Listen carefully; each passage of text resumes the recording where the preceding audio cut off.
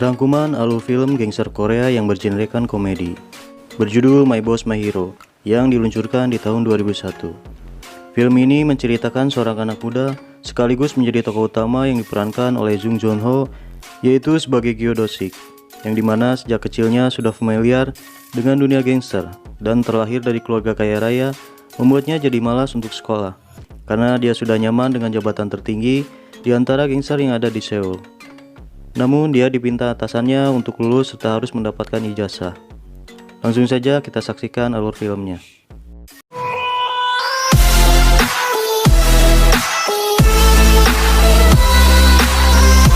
Pada hari pertama sekolahnya, Do-sik bertemu Junju. Saat mereka berlari ke sekolah untuk menghindari hukuman karena keterlambatan, sebuah dompet kecil pun jatuh dari tasnya saat dia berlari. Yang diambil Do-sik menyebabkan dia terlambat. Sang-do dan Gari melihat Do-sik dan siswa lain yang datang terlambat dihukum oleh Pak Jo, yaitu seorang guru matematika yang ketat namun sangat dihormati.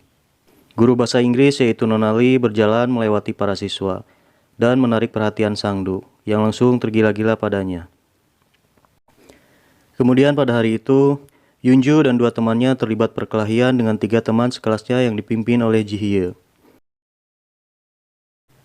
Mereka pun dipanggil ke ruang BP, tetapi Ji-hye dan teman-temannya hanya diberikan peringatan tanpa diberi hukuman. Singkat cerita, di kelas Do-sik dan Yunju duduk bersebelahan, dan segera keduanya menjadi teman.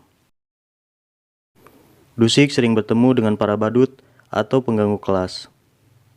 Dia tahan dipukuli serta dibully demi untuk merahasiakan identitasnya.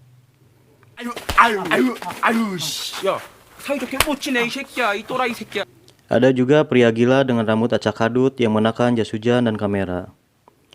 Dia selalu merekam di sekitar halaman sekolah. Sekolah pun berlanjut hingga semester. Dalam pertemuan pribadi, seorang pemimpin sekolah atau kita sebut saja rektor, mendesak Pak Jo untuk secara tidak adil mengubah nilai siswa tertentu, terutama Ji-hye yang memiliki orang tua kaya dan berpengaruh, dan pada dasarnya kerap menyuap kepala sekolah untuk memperoleh nilai tinggi. Pak Jo menyimpulkan bahwa korupsi ini akan menyebabkan siswa yang layak yang akan kalah. Kemudian rektor mempermalukan dan menghukum siswa yang belum bayar iuran bulanan sekolah. Jelas bahwa sekolah mengumpulkan sejumlah uang dari masing-masing siswa setiap bulannya. Pada saat kelas bahasa Inggris yang digurui Nona Lee, Ji-hye tertangkap memberikan contekan.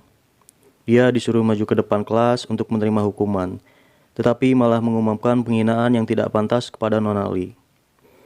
Dia tidak takut dengan hukuman apapun karena statusnya. Tetapi Nona Lee menamparnya karena pembangkangannya dan perilakunya. Ji-hye saat di kamar mandi segera memanggil ibunya dan menangis di telepon kepadanya. Lalu tidak lama setelah ibunya muncul di kelas dan menyerang Nona Lee, si rektor pun membela ibunya Ji-hye dan secara lisan menegur Nona Lee. Sementara Pak Jo membela Nona Lee.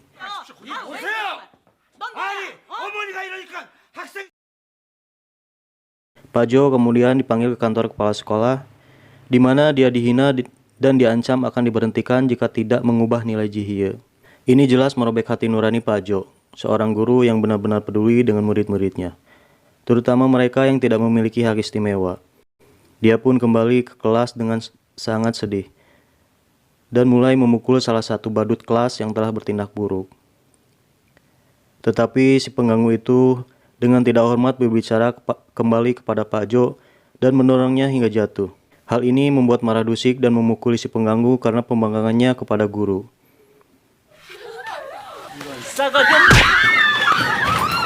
Do-sik yang pada umumnya berada di bawah sadar, sekarang ditakuti dan dihormati oleh teman-teman sekelasnya. Singkat cerita, malamnya Do-sik mentraktir si penindas dengan minuman sebagai permintaan maaf. Di sana si pengganggu dihadapkan oleh pengganggu saingannya.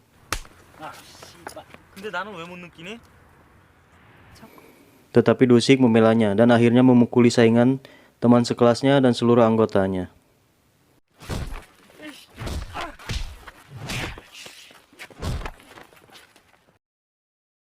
Cerita pun berpindah, di mana Tuan Jo mengadakan pertemuan pribadi dengan Yunju, mendesaknya bahwa dia perlu belajar lebih keras untuk mendapatkan beasiswa.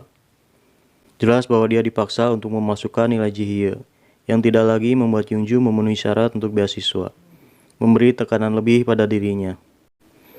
Pada saat yang sama, Nonali dipanggil ke pertemuan pribadi dengan kepala sekolah, yang melakukan pelecehan seksual dengan menyentuh rambut, leher, hingga dadanya. Sontak membuatnya dia langsung menangis. Malam itu, Yunju dan Dusik pergi berkencan, dan Dusik dengan bercanda memintanya untuk menikahinya agar dia bisa membayar uang kuliahnya. Dia tahu itu lelucon, tetapi sepenuhnya memahami bahwa dia miskin dan tidak memiliki kesempatan untuk kuliah tanpa beasiswa. Mereka secara acak bertemu dengan Sangdu dan Nonali yang sedang keluar untuk minum. Mereka berempat menikmati malam yang menyenangkan, dengan minum-minum dan karaoke sebagai sarana untuk melepaskan penat dan berpesta guna menghilangkan kesedihan mereka. Suatu malam, Dusik bersama Sangdu juga Gari di sebuah bar pribadi di markas geng mereka yang akan menikmati malam dengan para gadis-gadis yang disewa untuk menemani dan berpesta dengan mereka. Yang mengejutkan Dusik, salah satu gadis itu adalah Yungju. Sekarang identitas asli Dusik terungkap. Mereka berdua melakukan percakapan pribadi dan dia bertanya mengapa dia melakukan ini sambil memohon padanya untuk berhenti. Sambil menangis, Yungju mengatakan bahwa mengambil pekerjaan yang merendahkan ini karena dia sangat membutuhkan uang untuk kuliah. Dia menyebutkan bahwa Dusik yang secara finansial kaya tidak akan pernah mengerti betapa suram masa depannya. Dia menangis terseduh-seduh. Sementara Dusik duduk sendirian, jelas membuatnya putus asa.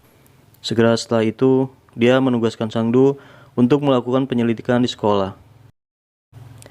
Keesokan harinya di sekolah, keadaan jelas canggung di antara Dusik dan Yungju, sebelum salah satu bisa mengucapkan sepatah kata satu sama lain. Singkat cerita, siswa lain beralih ke kelas sambil menangis, memberitahu semua orang bahwa Pajo telah mengundurkan diri. Semua siswa menangis, sementara Pajo diam-diam memberikan pelajaran terakhirnya.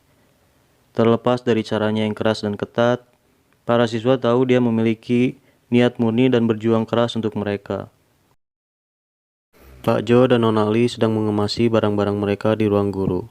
Dengan Nonali menangis, kemudian Yungju terlihat duduk di lab komputer. Di depan salah satu komputer ini dilihat oleh si rektor, tetapi dia tidak terlalu memikirkannya.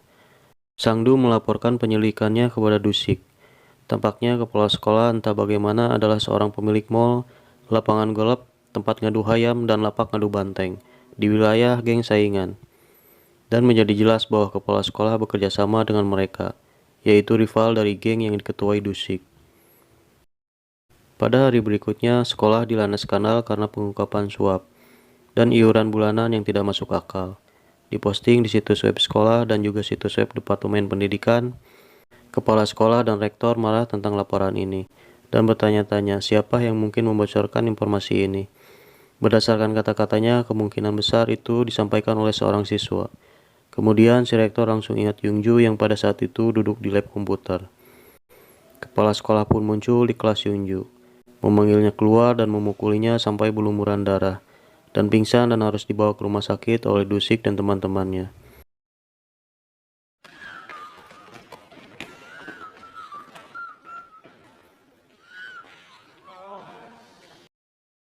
Setelah kejadian ini, para guru yang dipecat serta siswa yang menolak hadir di kelas melakukan protes. Dusik tetap berada di kelas meskipun teman-teman sekelasnya memohon untuk bergabung dengan mereka sebagai protes karena dia tidak ingin membahayakan peluangnya di kelulusan. Singkat cerita, dia berdiskusi dengan Sangdu. Sangdu memintanya untuk tetap bersekolah dan lulus, tapi Dusik tahu bahwa itu adalah hal yang salah untuk dilakukan. Ujar Dusik, apa yang membuat segalanya lebih rumit adalah mereka berurusan dengan sekolah, dan bukan tempat yang biasa mereka tangani seperti bar, klub malam, dan lain-lain. Dusik mengunjungi Yunju di rumah sakit pada malam hari.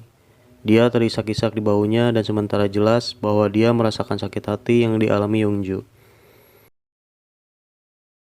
Keesokan harinya, Dusik menghadiri sekolah dan melihat bahwa sekolah tidak hanya memblokir guru yang dipecat tetapi juga siswa. Kepala sekolah datang dengan anggota geng yang menyerang Pak Jo, Nona Li, dan bahkan para siswa. Setelah melihat ini, Dusik tidak bisa lagi menahan napas, memberikan lampu hijau kepada gengnya sendiri untuk menyerang dan mulai berkelahi.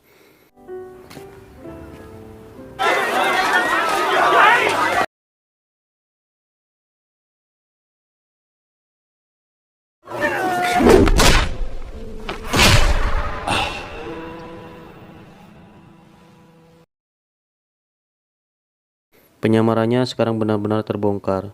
Tak berselang lama, teman-teman Dosik pun datang untuk membantu dan menyerbu pintu masuk sekolah.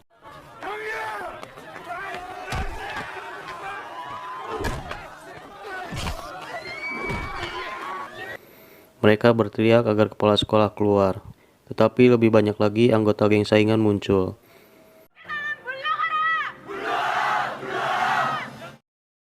Tak terelakkan, mereka pun melakukan perkelahian habis-habisan di halaman sekolah dengan tongkat baseball dan senjata lainnya.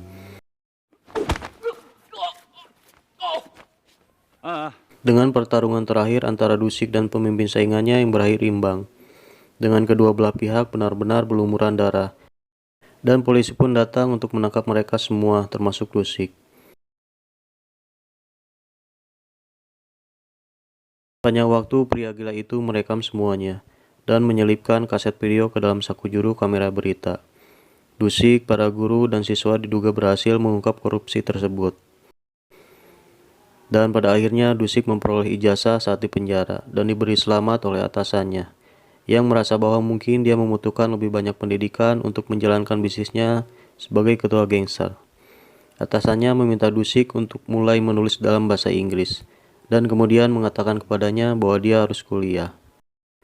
Film pun selesai.